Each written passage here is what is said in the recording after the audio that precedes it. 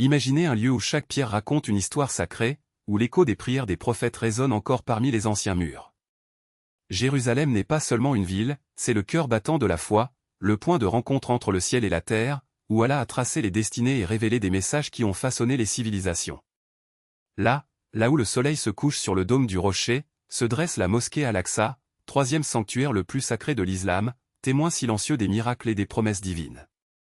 Depuis l'époque du prophète Ibrahim, qui érigea les fondations de la Kaaba sous l'ordre d'Allah, jusqu'à l'époque où le prophète Muhammad, que la paix soit sur lui, monta au ciel la nuit de l'Ascension, Al-Aqsa a été le théâtre d'événements qui transcendent le temps. C'est là que le prophète Sulayman, avec la sagesse accordée par Allah, régna avec justice, dominant les vents et les djinns pour construire un royaume de prospérité.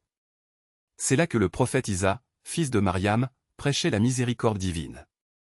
Et c'est là que, à la lumière de la révélation, le Coran a confirmé le caractère sacré de ce sol, l'appelant « la terre bénie » et mettant en garde contre l'importance de le protéger. Mais aujourd'hui, cette terre sacrée est menacée. Il ne s'agit pas seulement de pierres ou de bâtiments, mais de la mémoire vivante d'une foi, de l'héritage spirituel qui unit des millions de musulmans à travers le monde. Lorsque vous regardez une vidéo sur Al-Aqsa et que vous ne parvenez pas à l'aimer, à la partager ou à vous engager, vous permettez que le récit soit déformé. Chaque like, chaque partage est un cri de résistance, un rappel que ce lieu n'appartient pas seulement à ceux qui l'occupent, mais à la Oumma tout entière. Allah nous a ordonné, celui qui défend un sanctuaire se défend lui-même.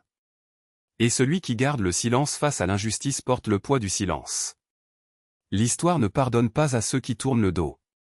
Pendant des siècles, les empires ont tenté d'effacer la présence musulmane à Jérusalem, mais la foi a résisté. Les croisés ont pillé, les colonisateurs ont divisé et aujourd'hui les forces d'occupation tentent de réécrire l'histoire, effaçant les mosquées et construisant des murs là où se dressaient autrefois les prières. Mais le Coran est clair, nous ne laisserons pas les injustes triompher. Et la Sunna nous enseigne que lorsque l'oppression s'installe, il est du devoir de chaque croyant d'élever la voix, même si ce n'est qu'avec des mots. Rappelez-vous ce que le prophète, que la paix soit sur lui, a dit, il n'y a pas 3 mosquées sur terre où l'on se rend sauf ces 3-là, la Sainte Mosquée, ma mosquée et la mosquée Al-Aqsa. Abu Dar, qu'Allah l'agrée, a entendu du messager d'Allah qu'une prière à Al-Aqsa vaut 1000 fois plus que dans n'importe quel autre endroit. Et lorsque le prophète Sulayman a reconstruit le temple sacré, il ne l'a pas fait uniquement avec des briques, mais avec la promesse que ce sol ne serait jamais oublié. Maintenant, je vous demande, à quand remonte la dernière fois que vous avez élevé la voix en faveur d'Al-Aqsa? Quand avez-vous été ému en voyant des images de croyants empêchés de prier, d'enfants effrayés, d'un peuple qui a résisté pendant des décennies? Allah ne nous demande pas des miracles, mais des actions. Une prière supplémentaire, un don, un message partagé, une conversation avec quelqu'un qui ne connaît pas la vérité, tout cela est le djihad. Et le prophète, que la paix soit sur lui, nous a prévenu, celui qui ne se soucie pas des affaires des musulmans n'en fait pas partie. Les ennemis d'Al-Aqsa comptent sur notre oubli. Il parie qu'avec le temps, nous nous habituerons à l'injustice, que nous mettrons de côté la lutte pour un endroit qui nous appartient autant que l'air que nous respirons. Mais Allah nous le rappelle dans le Coran, et ne vous affaiblissez pas, et ne vous attristez pas, car vous êtes supérieurs, si vous êtes croyants. La victoire ne viendra pas de la force des armes, mais de la fermeté de la foi. Chaque fois que vous défendez Al-Aqsa, vous écrivez une page d'histoire. Chaque fois que vous restez silencieux, vous permettez aux autres de vous effacer. N'attendez pas que quelqu'un fasse à votre place ce qui relève de votre responsabilité. Ne laissez pas le poids de l'indifférence peser sur votre conscience. Al-Aqsa n'est pas seulement un symbole, c'est une vocation.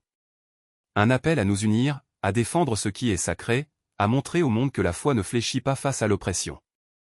Le prophète, que la paix soit sur lui, a dit, celui qui combat dans le sentier d'Allah, même avec une parole, est comme quelqu'un qui combat avec son épée. Alors, qu'allez-vous faire aujourd'hui? Encore une prière? Un partage? Une conversation avec quelqu'un qui a besoin de comprendre l'importance de ce lieu. Peu importe la taille du geste, l'intention compte. Car le jour du jugement, Allah ne vous demandera pas combien de fois vous avez prié, mais plutôt combien de fois vous avez défendu sa parole. Et Al-Aqsa, avec ses pierres qui ont témoigné des prophètes, vous attend. Ne l'abandonnez pas. Ne nous abandonnez pas. L'avenir de cette terre sacrée est entre nos mains et les vôtres. Et rappelez-vous, cela n'a pas toujours été comme ça. Il fut un temps où la Palestine pleurait en silence, tandis que le monde se détournait. Il fut un temps où les mains qui se lèvent aujourd'hui pour prier tremblaient de peur, où les voix qui réclament aujourd'hui la justice étaient étouffées par l'écho des bombes. Mais Allah ne nous a pas laissés orphelins. Il nous a donné la force des prophètes, la résistance des Sahaba, le courage de ceux qui, même face à l'oppression, ont levé leur épée non pas pour tuer, mais pour défendre ce qui est sacré. Israël croit que le temps effacera notre mémoire.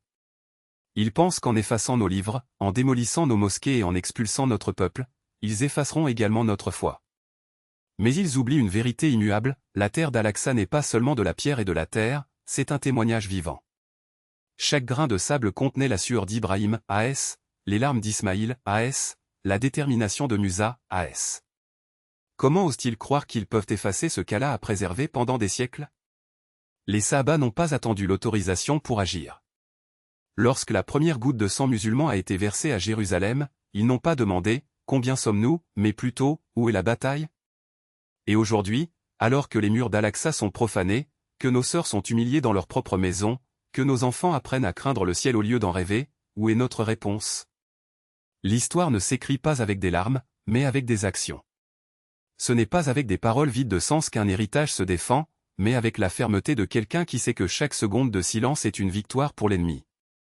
Allah nous a avertis dans le Coran, et ne pensez pas qu'Allah soit indifférent à ce que font les injustes. Il ne leur donne qu'un délai. 14h42, ce délai arrive à expiration. Chaque jour où nous reportons notre responsabilité, l'ombre du Dajjal s'étend au-dessus de nos têtes. Mais sachez, Isa, A.S., ne descendra pas pour nous sauver de l'inaction, mais pour diriger ceux qui ont déjà combattu.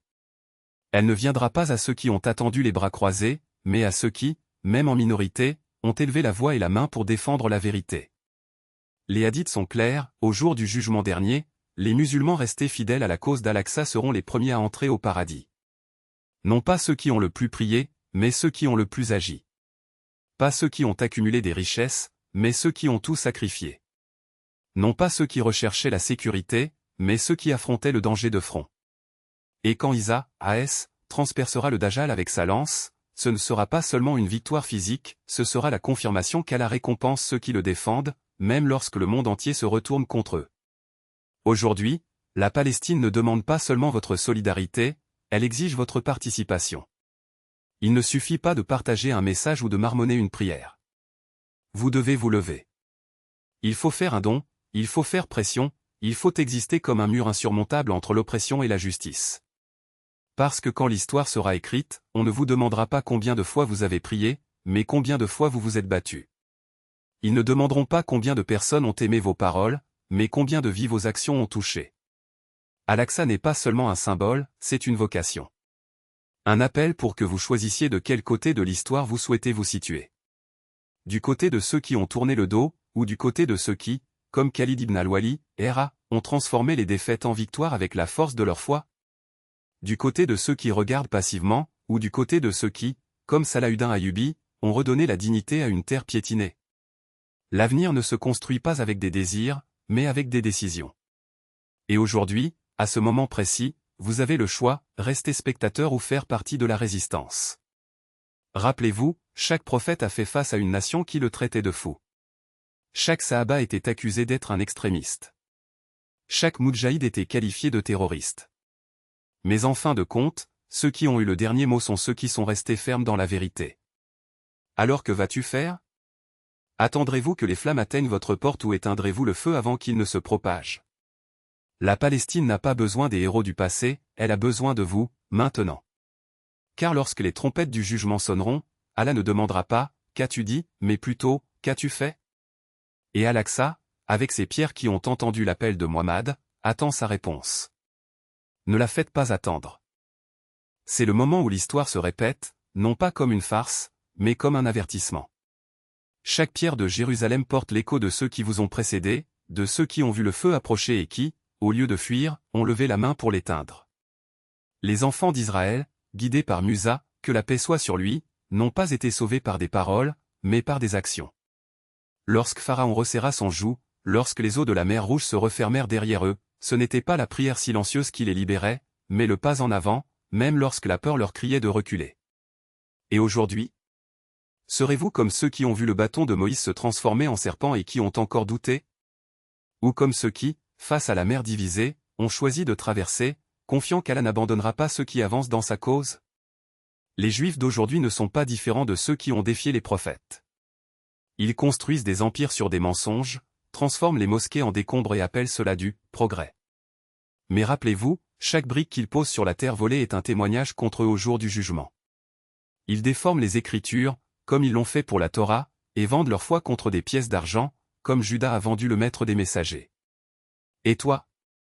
Observerez-vous cela en spectateur, ou serez-vous comme les compagnons qui, lorsque le prophète indiquait une direction, ne demandaient pas « pourquoi », mais « quand partons-nous » ? La Palestine n'est pas seulement une terre, c'est un test. Un test pour voir si votre foi est plus forte que la peur, si votre loyauté envers Allah l'emporte sur le confort. Les hypocrites diront « attendez le bon moment », mais le bon moment, c'est maintenant, quand chaque seconde compte. Ils diront « attendez l'aide internationale », mais où était cette aide lorsque les enfants palestiniens étaient enterrés sous les décombres de leur propre maison? Ils diront « soyez patients », mais la patience n'est pas synonyme de passivité. C'est la patience qui a poussé Ibrahim, que la paix soit sur lui, à marcher vers le feu, certain qu'Allah le calmerait. La patience est ce qui a permis à Muhammad de rester ferme à Uhud, même lorsque les ennemis l'entouraient. Et votre patience? Cela se traduit-il par des actes ou un silence complice? Ne vous y trompez pas, l'ennemi ne dort pas. Pendant que vous débattez pour savoir s'il faut ou non élever la voix, ils construisent des colonies. Pendant que vous hésitez à faire un don, ils achètent des armes. Pendant que vous attendez un signe, ils effacent les signes de l'histoire islamique de cette terre. Mais sachez ceci, Allah n'a pas besoin de votre force physique, il a besoin de votre détermination. Il ne vous demande pas de gagner seul, mais de ne pas abandonner. Car en fin de compte, ce ne seront pas les épées ou les chars qui décideront du sort d'Al-Aqsa, mais plutôt la fermeté des cœurs qui ont refusé de s'incliner. Alors quand les trompettes sonneront, quand Allah demandera « Que as-tu fait ? Quelle réponse donneras-tu » ? Que vous avez regardé les informations les larmes aux yeux mais que vous n'avez pas levé le petit doigt.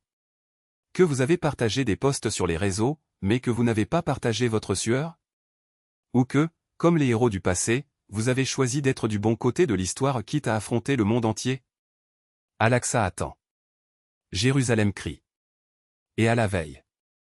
La question n'est pas « Que vas-tu faire ?» mais « Quand vas-tu commencer ?» Parce que le feu est déjà allumé. La seule question est de savoir si vous serez le vent qui le disperse, ou l'eau qui l'efface. Et vous, qui avez entendu les paroles du prophète résonner à travers les siècles, croyez-vous toujours que la foi se mesure en like et en partage? Que le grand djihad n'est qu'une vidéo postée à la hâte, alors que la véritable bataille se livre dans le silence des nuits de prière? Ce n'était pas comme si Abou Bakr avait abandonné sa richesse pour acheter la liberté des esclaves, ni comme Oumar parcourait les rues de Médine avec un sac de farine sur les épaules, nourrissant les affamés pendant que le monde dormait. Al-Aqsa n'est pas seulement un symbole, c'est un cri coincé dans la gorge de tout musulman qui a déjà ressenti le poids de l'injustice. C'est la terre où Ibrahim a élevé les fondations de la maison d'Allah, où le prophète a conduit les anges en prière, où les Sahaba ont versé leur sang pour que l'islam ne soit pas effacé. Et aujourd'hui, quand les ennemis piétinent vos pierres sacrées, quand les enfants sont arrachés à leur maison et quand le muezzin est réduit au silence, croiserez-vous encore les bras et direz-vous « Ce n'est pas moi » ? Allah ne vous demande pas d'être un héros de légende. Il vous demande d'être l'homme qui se lève quand tout le monde s'assoit. Puissiez-vous être la voix qui brise le silence, la main qui tend l'aide, le cœur qui ne se lasse jamais de se battre. Parce que l'histoire ne s'écrit pas avec de jolis mots, elle est écrite avec le sang, la sueur et les larmes de ceux qui ont refusé d'accepter le monde tel qu'il est. Et si vous pensez que votre rôle est trop petit pour faire la différence, rappelez-vous, c'est une pierre lancée par un jeune homme à Jérusalem qui a allumé la flamme de l'intifada. C'était un seul homme, Bilal, qui défia tout un empire avec son « Ahad ». Ahad. Alors, quand la prochaine nouvelle arrive, quand vous voyez encore une autre famille sans abri, encore un autre jeune homme arrêté, encore une autre mosquée profanée, demandez-vous, que ferait le prophète, s'il était ici? Et puis faites de même. Parce que la vraie foi n'est pas un sentiment que l'on garde dans sa poitrine. C'est une action qui se vit, une résistance qui ne plie pas, un feu qui ne s'éteint pas. Et si vous hésitez encore, souvenez-vous des paroles d'Allah, et combattez dans le sentier d'Allah contre ceux qui vous combattent, mais ne commettez pas d'agression. En effet, Allah n'aime pas les agresseurs, Al-Baqarah, 2, 190. L'appel est lancé. Le moment est venu.